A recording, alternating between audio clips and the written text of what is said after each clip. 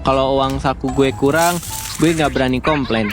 Bahkan misalnya ada acara dadakan atau iuran sesuatu di sekolah, gue usahain pakai uang tabungan gue, yang itu pun nggak seberapa jumlahnya.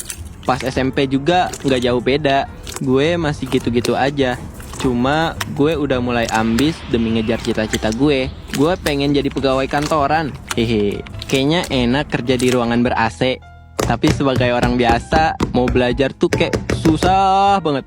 Ya nyari sumbernya, waktunya, tenaganya, motivasinya. Jelas gue kalah. Wajar sih, karena gue belajar sendiri sebisanya. Sementara teman-teman gue pada les macem-macem. Gue cuma bisa ngelirik. Kayak jir, gue juga mau belajar tuh kayak gitu. Lulus SMP, gue dihadapkan dengan situasi yang membagongkan. Bahkan nyaris putus sekolah, gak bisa lanjut SMA. Tapi untungnya bos bokap gue ngasih gue kesempatan buat lanjut dengan syarat gue bantu-bantu kerja.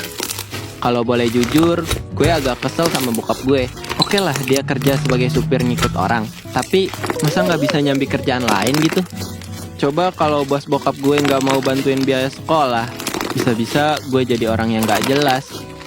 Jadi kalau tiap pulang sekolah, gue nyuciin mobil bos bokap gue. Kadang ngerapihin rumput taman. Ini gue nggak digaji ya, tapi sebagai gantinya urusan biaya sekolah dibiayain sama beliau. Kalau boleh ngeluh nih ya, kerjaannya sih nggak seberapa capek. Tapi ngadepin anaknya si bos yang annoying parah, kadang bikin gue capek batin gitu loh. Kadang main selang lah, dinyala matiin lah pas gue nyuci mobil. Terus kadang sok ngagetin gitu loh. Padahal sebenarnya gue nggak kaget. Yang ada gue gregetan penyubit. Kalau gue sliding kan bahaya. Di masa-masa SMA, malamnya juga gue nyambi jadi food delivery di sebuah restoran. Semuanya demi kelangsungan gue dan adik-adik gue. Jangan tanya deh, berat banget pokoknya. Ngebawa makanan sambil nyari alamat yang kadang bener, kadang salah. Kadang suka nyasar, bahkan sering banget ban motor gue kempes. Apalagi kalau lewat tempat angker. Ih, serem. Setelah lulus SMA, gue pengen kuliah, tapi nggak ada biayanya. Terpaksa untuk pertama kalinya gue minta tolong ke bokap buat usahain kuliah. Tapi apa hasilnya? Zong. Semakin gue beranjak dewasa, semakin tua pula bokap gue. Bahkan bokap gue udah gak kerja lagi.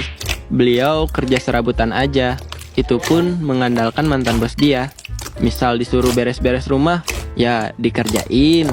Disuruh nganter barang, berangkat. Jujur, awalnya gue kecewa. Tapi sebagai anak paling tua, gue sadar tanggung jawab gue sebagai orang biasa jelas berbeda sama orang-orang berprivilege. So, gue berusaha ikhlas buat bantu kerja. Ada kali 3-4 tahun gue fokus buat kerja dan ngasih biaya sekolah adik-adik gue. Karena menurut gue pendidikan itu penting banget. Dari tabungan gue yang terbilang cukup saat itu, gue mulai buka warung kelontong kecil-kecilan. Pelan-pelan membuahkan hasil. Kreditan motor udah lunas.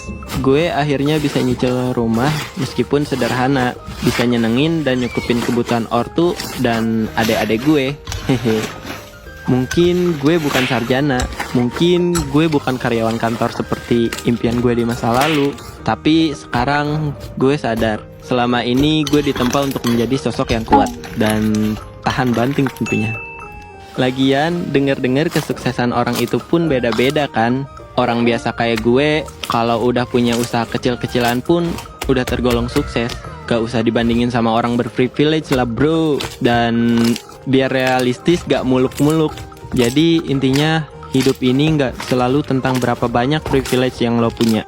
Tapi gimana lo ngelakuin yang terbaik dengan apa yang lo punya. Dan emang kadang kita butuh dorongan dari orang lain buat semangat hidup ya kan. Ya semacam semangat hidup gue, Windu. Untuk kalian penonton setia GPC. Gimana ceritanya? Suka nggak? Kalau lu suka, jangan lupa subscribe ke channel kita ya. Bye!